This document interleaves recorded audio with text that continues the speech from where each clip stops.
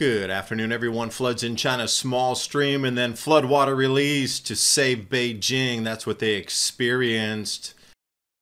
Gas giants in the solar system is going to be electrically connected. 10th of September.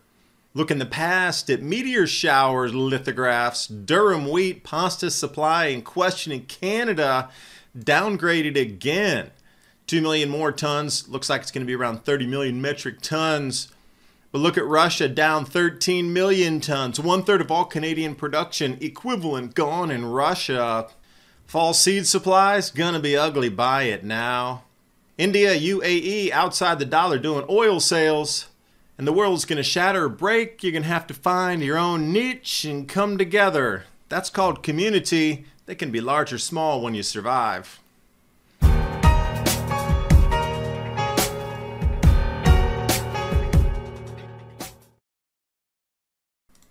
Starting here, small streamside neighborhood, Beijing floodwaters diverted.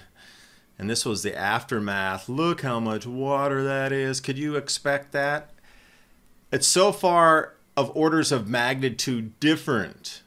It's what we can expect with our solar system behaving so differently as well in 2024. Let's move over to food, the most important thing, keeping civilization intact. Durham wheat, the pasta. Severe drought conditions, parts of Canada and the US this year going to be likely lower yield than expectations. It's off the US Wheat Associate Global Wheat Reports here. Dry conditions, anywhere you see red is pretty much a loss in Canada. So they're going to lower production estimates by 2 million tons, 33 million tons. There's that number 33 again. Interesting. But as we jump over to Fast Market on AgriSensus, talking about the Russian wheat harvest. First part of the article goes through barley, and it looks like average yield dropped 6%. What would cause that problem, do you think? Electromagnetic lovers. And also for the wheat itself, dropping from 4.42 million tons per hectare down to 4.2. Now, if we look at the amount of hectares at 60 million, just round it off, that's going to take us down 13.2 million metric tons for the entire harvest. Now, to put that in context, the Canadian wheat crop is continued to estimate to be dropped yet again. So let's say it brings us to 26 million tons from 33, because they're looking at significant losses up there. Let's say it is 26 million tons. Russia, they're going to be down a total of half of equivalent of what all Canada is.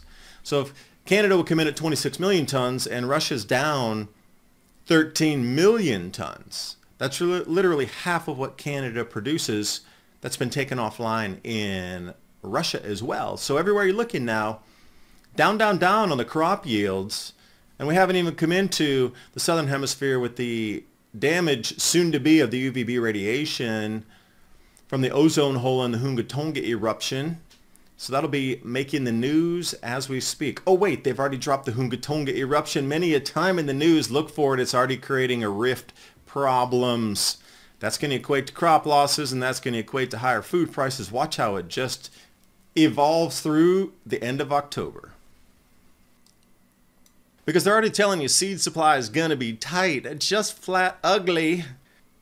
So if you're looking at wheat, rye, seed, definitely shorter and less than normal supplies. Put it into perspective, second paragraph, one of the consequences of having the Kansas, which is the major producer in America, wheat crop, the lowest in the past 50 to 60 years, especially for the seed wheat. Jerome Powell and the Fed raised rates for the 11th time in July. The Hill warned it's a mistake that could spark a recession. Economists believe this is the last rate hike in the most aggressive rate hike cycle in history. In fact, most economists are forecasting rate cuts in 2024. That's why bullish sentiment in gold for hedge funds just hit an 18-month high.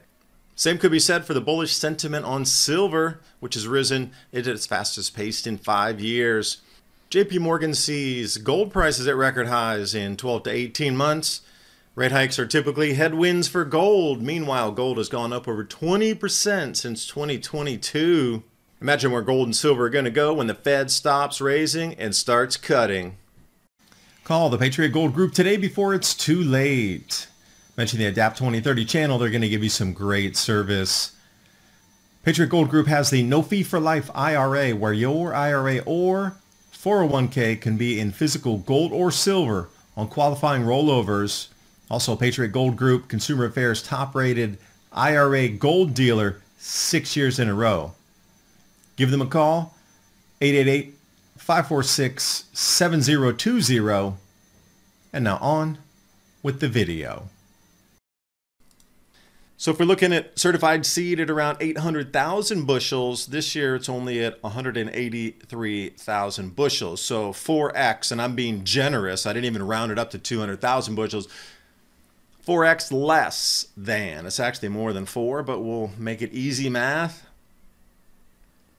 And then in that last sentence there, they're only getting 20 to 30 bushels per acre of the seed wheat. Normally it'd be 50 to 60. So something is definitely turned the corner here. And I'll bring you back into March, April, May, the news headlines that Italy's government was calling for emergency meeting over pasta crisis. You know, their pasta was increasing at, what, 17.5% per month. That continues. And they're looking at an extra $30, $60, $90, $100 per person in the country to buy the pasta for the family per year. So it's just everywhere you look, it's straining. And Woolworths, this is down in Australia. And thank you for the lead on this. If you go and do the shopping online, if you go into the blackberries/raspberries section, you'll see there's an update. Due to cooler weather conditions in the growing region, our supply of blackberries has been impacted. We are working closely with our growers and expect supply to recover in early September. Gee, where did that come from? Out of the blue. Let's talk about bananas. Cavendish bananas. Due to adverse weather conditions, again, we're down in Australia. What's going on there? I thought it was just shrimps on the Barbie. According to the news, Cavendish bananas, they may look dull. What would dent the coloration and chlorophyll uptake of these banana trees, do you think, fans of UVB radiation? Oh, I gave the answer away. We might just want to close our eyes and reflect on times of better, campfires in the backs of tractors, moving on to the autumn harvest parade. Bring your apple schnapps made at home with you. And speaking of things that burn oil, natural gas, another blow to the petrodollar. Looks like India and United Arab Emirates, the UAE, they did a transaction with the local currency settlement system from the Reserve Bank of India and the Central Bank of the UAE. Two central banks. What did they connect in? Involved the sale of 25 kilograms of gold. Wow. It's here in your face now. There's no way around it, and there is now for sure a competing mechanism for payment from the US dollar. More inflation in the United States as people dump the bonds. This is the whole thing about competition from other currencies. And that's what we're seeing. This is a perfect example of it. It's going to continue. More and more countries are going to go away from the dollar when they can. And Brazil was also trading with China in the yuan for grain deals. So as far as the eye looks, wherever the map is that you see red here, these are countries that are committed to using alternative dollar payment systems. Doesn't have to be BRICS exactly, but they're getting in on the LCS, which is the local currency settlement bandwagon themselves. And here we are, top Dutch official, Dutch National Bank President Klaas Knot, his speech on gold. Gold still functions as an anchor of trust in our payment system. For whatever reason, if the financial system collapses, we will use gold to build a new system. And wow, even rumbles of it from the EU. So what is this telling you here?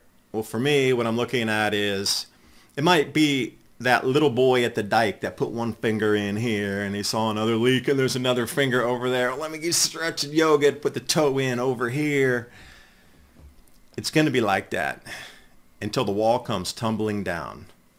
It is going to be death by 1,000 cuts on this financially. And each time this occurs, that means that treasury bills are going to come back to the United States and they're going to monetize them meaning just print more money to buy it. And when they do print more money to buy it out of thin air, that makes your dollar worth less. And you'll understand why everything is increasing in price so quickly and so greatly. The more those transactions occur, the less you're going to be able to buy with your pieces of paper over here. That's a one-to-one equation right there. I'm trying to get ready. I hope you're getting ready too. I mean, growing your own food is going to be a big part of that, and having a bartering system as well. And with the natural phenomenon that's occurring across the planet disrupting food supplies. Check this out. Mecca, Saudi Arabia, lightning. You can find a fair few videos around the net. This is such the insane lightning strike. And staying with the electromagnetic theme here, I'm going to bring you over to the planets today. There's really only one function with this site, at least on this view here, is to show the electromagnetic coupling between planets, how they're interplaying and interlooping electromagnetically. So when we come up to 10, which is the date, and 9 will be the month of 2023. Gee, let me scratch my watch in just about 3 weeks. Jupiter, Saturn, Uranus, and Neptune will start to connect electromagnetically along with Mercury, and the Earth will be somewhere in there moving until we also snap into that field. This is going to square up and get super tight when we come into October of 2024. So what we see coming up in September and October of this year will be a very slight precursor as to what we'll see, because the electromagnetism jumping between those bodies themselves will not be remotely as heightened and active as it will be next year when they square off and create something that hasn't been seen since 79 AD. Perhaps this is why the disturbance pattern that we're seeing across our world. And speaking of our world, let's take you back to the old world.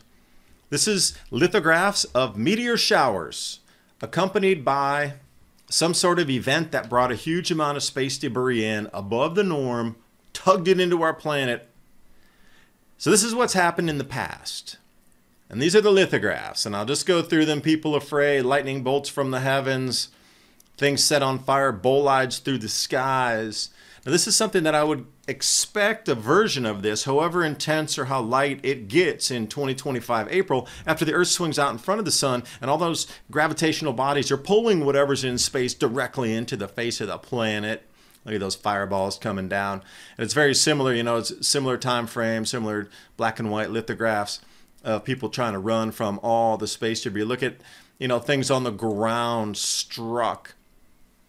I'm really fascinated by the background castles, so I'm looking for mud flood and that sort of thing around the walls of these castles. So, you know, slow it down, put it on pause.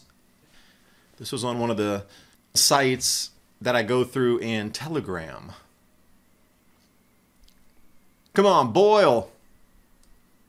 And I do thank you for watching. Hope you got something out of the video. Remember, Ransom Godwin and myself tonight, Revolution Radio, 10 p.m. to midnight Eastern Standard Time. We are streaming from Revolution Radio on all these sites right here.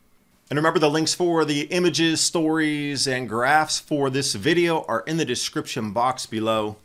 So you can share with friends and family and keep this conversation going. I'll see you next time. Bye for now.